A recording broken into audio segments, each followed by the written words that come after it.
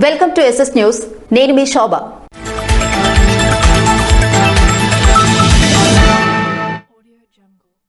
నిత్యావసర వస్తువులు పంపిణీ చేసిన మేజర్ పంచాయతీ సర్పంచ్ బురల్లి శంకర్. స్థానిక పంచాయతీ కార్యాలయంలో ప్రతి సంవత్సరం విధులు నిర్వహిస్తున్న సుమారు 150 మంది కార్మికులకు మునుపెన్నడూ లేని విధంగా నిత్యావసర వస్తువులు పంపిణీ చేశారు. కార్యక్రమంలో ఉప సర్పంచ్ సాసుపల్లి కృష్ణబాబు, మాజీ ఉప సర్పంచ్ పొట్నూరు కృష్ణప్రసాద్, సీనియర్ మెంబర్స్ కోరాడ చంద్రభూషణ్ గుప్తా, రఘుపాతుడు శ్రీధర్, పంచాయతీ పాలకవర్గ సభ్యులు పాల్గొన్నారు. అనారోగ్యం కారణంగా మృతి చెందిన వారి కుటుంబ సభ్యులకి వైఎస్ఆర్ బీమా 1 లక్ష రూపాయలు అందజేసిన సర్పంచ్ బురల్లి శంకర్. నర్సనపేట గాంధీనగర్ 1వ వీధికి చెందిన పొట్నూరు మన్మథరావు ఇటీవల అనారోగ్యం కారణంగా మృతి చెందగా వారి కుటుంబ సభ్యులకి పొట్నూరు రోజారాణికి స్థానిక పంచాయతీ కార్యాలయంలో వైఎస్ఆర్ బీమా 1 లక్ష రూపాయలను మేజర్ పంచాయతీ సర్పంచ్ బురల్లి శంకర్ అందజేశారు. కార్యక్రమంలో ఉప సర్పంచ్ సాసుపల్లి కృష్ణబాబు, వార్డు మెంబర్ కోరాడ చంద్రభూషణ్ గుప్తా, పంచాయతీ కార్యదర్శి సవర చిన్నారావు తదితరులు పాల్గొన్నారు. పండగ సంబరాల్లో భాగంగా సోంపేట పట్టణంలో మహర్షి విద్యానికేతన్లో విద్యార్థులు వివిధ వంటకాలతో ఆకట్టుకున్నారు.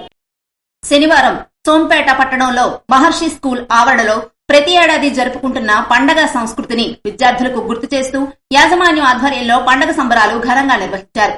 దీనిలో భాగంగా పాఠశాల ఆవరణలో ఏర్పాటు చేసిన ఫుడ్ ఫెస్టివల్ కార్యక్రమం ఎంతగానో ఆకట్టుకుంది. కంచి మండల విద్యాశాఖ అధికారి సప్పటి శివరాం ప్రసాద్ వివిధ రకాల వంటకాలను పరిశీలిస్తూ పండగ సంస్కృతి సాంప్రదాయాలను నేటి తరాలకు గుర్తు చేయడం గొప్ప విషయమని, 5 రోజుల పాటుగా వివిధ రకాల కార్యక్రమాలు పాఠశాల నిర్వహించడం పట్ల యాజమాన్యాన్ని అభినందించారు. ఫుడ్ ఫెస్టివల్ లో పాల్గొన్న బాలబాలికలకు యాజమాన్య సభ్యులు ఆకర్షణీయమైన బహుమతులు అందజేశారు.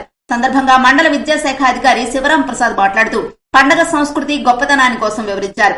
కార్యక్రమంలో యాజమాన్య ప్రతినిధులు ఏపీ మురళీమోహన్, జీవీఎస్ఎస్ ప్రసాద్, బిఎల్ శకుంతలతో పాటుగా ఉపాధ్యాయ బృందం, విద్యార్థి తల్లిదండ్రులు పాల్గొన్నారు. అక్రమంగా తరలిస్తున్న 25 మద్యం బాటిళ్లు పట్టివేత. రాజాం నియోజకవర్గం రేగిడి మండలం సంకిలి గ్రామానికి చెందిన ఓ వ్యక్తిపై కేసు నమోదు చేసినట్లు స్థానిక ఎస్ఐ శ్రీనివాస్ తెలిపారు. ఈ మేరకు ఆయన స్థానిక విలేకరులతో మాట్లాడుతూ సంకిలి గ్రామ శివారులో సంకిలి గ్రామానికి చెందిన ఓ వ్యక్తి అక్రమంగా తరలిస్తున్న 25 మద్యం బాటిళ్లను స్వాధీనం చేసుకున్నామని, వ్యక్తిపై కేసు నమోదు చేసి రిమాండ్ నిమిత్తం రాజాం కోర్టుకు తరలించినట్లు తెలిపారు. స్థానిక ఎస్ఐ శ్రీనివాస్ తో పాటు కానిస్టేబుల్ శివ, ధనుంజయ్ సిబ్బంది ఉన్నారు. ప్రజల కోసం ఆలోచించే మంచి ముఖ్యమంత్రిని మళ్లీ గెలిపించండి అని మాజీ డిప్యూటీ సీఎం ధర్మాన కృష్ణదాస్ పిలుపునిచ్చారు. ప్రజల కష్టాలు తెలుసుకుని ప్రజల బాగోగులు చూసే మనసున్న ముఖ్యమంత్రి జగన్మోహన్ రెడ్డిని మళ్లీ మనమందరం గెలిపించుకోవాలని మాజీ డిప్యూటీ సీఎం నర్సనపేట సీనియర్ శాసనసభ్యులు ధర్మాన కృష్ణదాస్ పేర్కొన్నారు. శనివారం జలమూరు మండలంలో వైఎస్ఆర్ పెన్షన్ కానుక ఇకపై నుండి 3,000 రూపాయలకు పెంపు ఉత్సవ కార్యక్రమానికి ముఖ్య అతిథిగా ఆయన హాజరయ్యారు. అన్ని వర్గాల ప్రజలకు మేలు చేకూర్చిన మనసున్న ముఖ్యమంత్రి జగన్మోహన్ రెడ్డిని అందరూ ఆదరించాలని, మళ్లీ గెలిపించుకోవాలని పిలుపునిచ్చారు. ఎన్నికల ముందు ఇచ్చిన హామీలు 99% నెరవేర్చిన ఘనత ముఖ్యమంత్రి జగన్మోహన్ రెడ్డికే దక్కుతుందన్నారు. ఈ సందర్భంగా పెన్షన్ లబ్దిదారులకు పెంచిన 3,000 రూపాయల పెన్షన్ డబ్బులు అందజేశారు.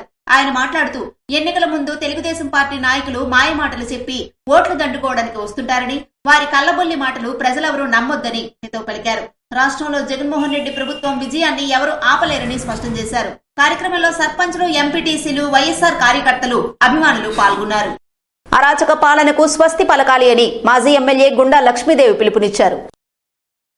రాష్ట్రంలో ప్రజాస్వామ్య వ్యవస్థకు తూట్లు పొడుస్తున్నారని, ప్రభుత్వ భూముల అన్నవి కబ్జాకు గురవుతున్నాయని అన్నారు.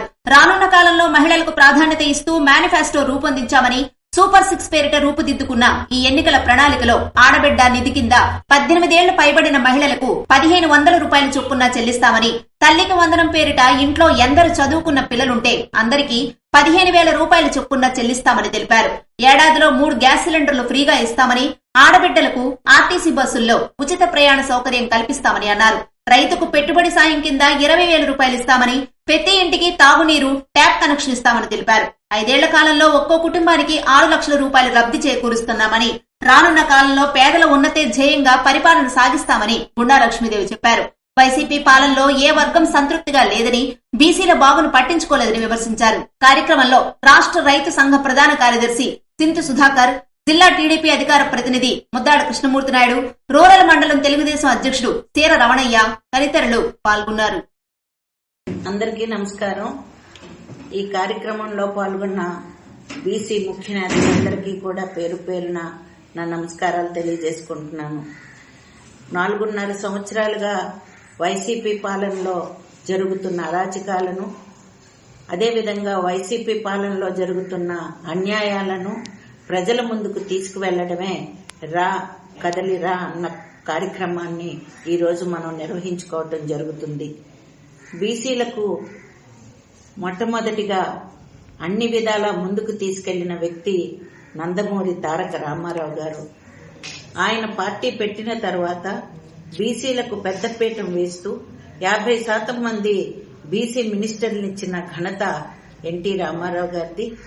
అదేవిధంగా ఆయన అడుగుజాడల్లో నడుస్తూ చంద్రబాబు నాయుడు గారు కూడా బీసీలను ఎంతో అభిమానంతో ముందుకు తీసుకెళ్లిన వ్యక్తి. ఈరోజు మన కేంద్ర మంత్రిగా ఎర్రన్నాయుడు గారికి బీసీగానే ఇచ్చారన్న విషయాన్ని ఒక్కసారి మనం అందరం కూడా గుర్తించుకోవాలని తెలియజేసుకుంటున్నాం. చంద్రబాబు నాయుడు గారి హయాంలో బీసీలందరికీ లోన్లు ఇచ్చేవారు.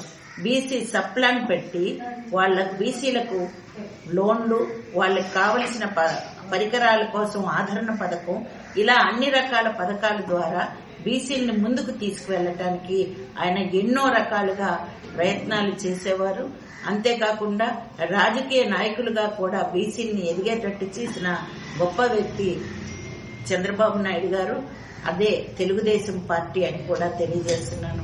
ఈరోజు తెలుగుదేశం ప్రభుత్వం మేనిఫెస్టో ఒక్కసారి చూసుకుంటే మహిళలకు పెద్దపీఠం వేస్తూ ఇంట్లో ఎంతమంది మహిళలు ఉంటే అంతమందికి 1500, ఎంతమంది పిల్లలు ఉంటే అంతమందికి సంవత్సరానికి 15,000 రూపాయలు చొప్పున ఇవ్వడానికి, 3 గ్యాస్ సిలిండర్లు ఇవ్వడానికి, అదేవిధంగా బస్సు ఫ్రీగా ఇవ్వడానికి కూడా నిర్ణయించిన ప్రభుత్వం తెలుగుదేశం, అదేవిధంగా చంద్రబాబు నాయుడు గారని మీకు తెలియజేస్తున్నాను. నరసన్న చెరువు గట్టుపై 20 లక్షల రూపాయల నిధులతో రోడ్డు నిర్మాణం. గత ఎన్నో సంవత్సరాల నుంచి నరసన్నపేట ప్రజలు ఎదురు చూస్తున్న రోడ్డు నిర్మాణం నేటికి కార్యరూపం దాల్చనుంది. స్థానిక ఆర్టీసీ కాంప్లెక్స్ రోడ్డు నుండి జాతీయ రహదారిని ఆనుకొని సుమారుగా 20 లక్షల రూపాయలతో 40 అడుగుల గ్రావెల్ రోడ్డు, అలాగే సిమెంట్ రోడ్డు నిర్మాణం చేపడుతున్నట్లు ఎంపీపీ పాగోటి రాజారావు, ముద్దాడ అప్పలనాయుడు తెలియజేశారు. గత 2 రోజుల నుంచి ఈ రోడ్డు నిర్మాణం పనులు జరుగుతున్నట్లు తెలిపారు. నరసన్న చెరువు గట్టు రోడ్డు నిర్మాణం జరిగినట్లయితే ఎంతో మంది శ్రీదేవి నగర్, శ్రీనివాస నగర్, ఎంఎల్ఆర్ కాలేజ్ పరిసర ప్రాంతాల ప్రజలకు ఎంతో మేలు జరుగుతుందని చుట్టుపక్కల ప్రజలు హర్షం వ్యక్తం చేస్తున్నారు. ఆర్టీసీ కాంప్లెక్స్ నుంచి జాతీయ రహదారికి సీసీ రోడ్డు నిర్మాణం వల్ల నరసన్నపేట పట్టణంలో ట్రాఫిక్ నిరంతరం జరుగుతుందని పట్టణ ప్రజలు ఎంతగానో ఆశిస్తున్నారు. అదేవిధంగా రోడ్డు నిర్మాణంతో పాటు వీధి లైట్లు ఏర్పాటు చేసినట్లయితే ఇంకా బాగుంటుందని ప్రజలు కోరుకుంటున్నారు. నా పేరు Pagoti Rajarao, YC MPP, Narsampet complex నుండి నర్సన్ చెరువు గొట్టు మీదుగా NH5 రోడ్డుకి సుమారు 300 మీటర్లతో 47 అడుగుల గ్రావెల్ రోడ్డు విస్తీర్ణం చేయడం జరుగుతుంది. దీనిలో భాగంగా సిమెంట్ రోడ్డు 12.5 అడుగులు విస్తీర్ణంతో ప్రజెంట్ వేయడం జరుగుతుంది. దీనికి నిధులు ఎన్ఆర్జీఎస్ నుండి 5 లక్షలు, ఎంపీపీ మండల పరిషత్ నుండి 6 లక్షలు, మా ధర్మానికి ఎమ్మెల్యే గ్రాంట్ నుండి 10 లక్షల రూపాయలు, ఈ 3 గ్రాంట్లు కలుపుకొని ఈ రోడ్డు విస్తీర్ణం చేయడం జరుగుతుంది. పెరటికోళ్ల పెంపకం ద్వారా స్వయం శక్తి సంఘాల మహిళలకు ఆదాయం చేకూరుతుందని ధర్మాన కృష్ణదాస్ పేర్కొన్నారు. లబ్దిదారులందరూ పెరటికోళ్ల పెంపకాన్ని సద్వినియోగపరుచుకోవాలని ఆంధ్రప్రదేశ్ రాష్ట్ర మాజీ ఉప ముఖ్యమంత్రి ధర్మాన కృష్ణదాస్ పేర్కొన్నారు. శనివారం వెలుగు కార్యాలయం వద్ద లబ్దిదారులకు ఈ పెరటికోళ్ల యూనిట్లను పంపిణీ చేశారు. వైఎస్ఆర్ ప్రభుత్వం మహిళా అభ్యున్నతికి పాటుపడుతుందని, మహిళల ఆర్థిక భరోసా కల్పిస్తుందని అన్నారు. కార్యక్రమంలో జలుమూరు మండల వైఎస్ఆర్ కాంగ్రెస్ పార్టీ ముఖ్య నాయకులు, కార్యకర్తలు, అధికారులు పాల్గొన్నారు. అంగన్వాడీల సమ్మెపై రాష్ట్ర ప్రభుత్వం జీవో నెంబర్ 2 జారీ చేయడాన్ని సిపిఐ జిల్లా కమిటీ తీవ్రంగా ఖండించింది. అంగన్వాడీల సమ్మెపై రాష్ట్ర ప్రభుత్వం జీవో నెంబర్ 2 జారీ చేయడాన్ని సిపిఐ జిల్లా కమిటీ తీవ్రంగా ఖండిస్తుందని, తక్షణమే జీవోను ఉపసంహరించి వారి సమస్యలు పరిష్కరించాలని సిపిఐ జిల్లా కార్యదర్శి డి గోవిందరావు, కార్యదర్శి వర్గ సభ్యులు బి కృష్ణమూర్తి డిమాండ్ చేశారు. ఆంధ్ర వలసలో అంగన్వాడీల సమ్మె శిబిరాన్ని సందర్శించి సంఘీభావం తెలిపారు. 26 రోజులుగా శాంతియుతంగా జరుగుతున్న అంగన్వాడీలను ఎస్మా చట్ట పరిధిలోకి తీసుకొచ్చి సమ్మెను నిషేధించడం అప్రజాస్వామికమని అన్నారు. సమస్యలు పరిష్కరించకుండా సమ్మె నిషేధిస్తూ సమ్మె కాలానికి జీతాల్లో కోత విధించడం దుర్మార్గమని, న్యాయబద్దమైన సమ్మెను నిరంకుశ చర్యల ద్వారా విచ్ఛిన్నం చేయాలనుకోవడం అభ్యంతరకరమని అన్నారు. రాష్ట్ర ప్రభుత్వం, మోడీ కేంద్ర ప్రభుత్వం అడుగుజాడల్లో ఉద్యమాన్ని అణిచివేయాలని చూస్తుందని, ఇదే వైఖరి కొనసాగితే జరిగే పరిణామాలకు రాష్ట్ర ప్రభుత్వమే బాధ్యత వహించాల్సి వస్తుందని హెచ్చరించారు. రాష్ట్ర ప్రభుత్వం ఈ నిరంకుశ చర్యను కార్మిక సంఘాలు, ప్రజా సంఘాలు, పార్టీలు ఖండించాలని, సమ్మె చేస్తున్న అంగన్వాడీలకు అండగా నిలబడాల్సిందిగా కోరారు. చట్టాన్ని వెనక్కి తీసుకోవాలి. ఎస్మా చట్టాన్ని రద్దు చేయాలి. ఎస్మా చట్టాన్ని రద్దు చేయాలి. ఎస్మా చట్టాన్ని రద్దు చేయాలి. ఎస్మా చట్టాన్ని వెనక్కి తీసుకోవాలి. ఎస్మా చట్టాన్ని వెనక్కి తీసుకోవాలి. అంగన్వాడీల ఐక్యత వర్ధిల్లాలి. అంగన్వాడీల ఐక్యత వర్ధిల్లాలి.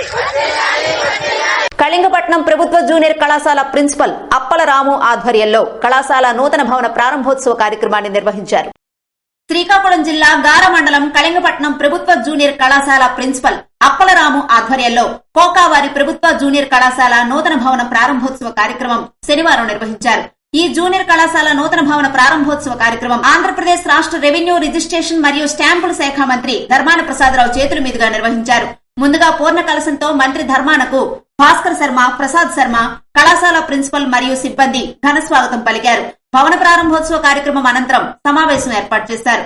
ఈ సందర్భంగా మంత్రి ధర్మాన ప్రసాదరావు మాట్లాడుతూ కళింగపట్నంలో గల ప్రభుత్వ జూనియర్ కళాశాల పేరు ప్రఖ్యాతులు కలిగిన కళాశాలని, ఎంతో మంది ఇక్కడ చదివి ఉన్నత శిఖరాలు అధిరోహించారని అన్నారు. ఇలాంటి పేరు ప్రఖ్యాతులు కలిగిన పాఠశాల నూతన భవన ప్రారంభోత్సవ కార్యక్రమం నా చేతుల మీదుగా జరగడం ఎంతో ఆనందంగా ఉందన్నారు. ముఖ్యమంత్రి జగన్మోహన్ రెడ్డి విద్యార్థుల పట్ల వారి భవిష్యత్ దృష్ట్యా ఆలోచించి మంచి ఆలోచనలతో ముందడుగు వేసిన ఏకైక ముఖ్యమంత్రి అని అన్నారు.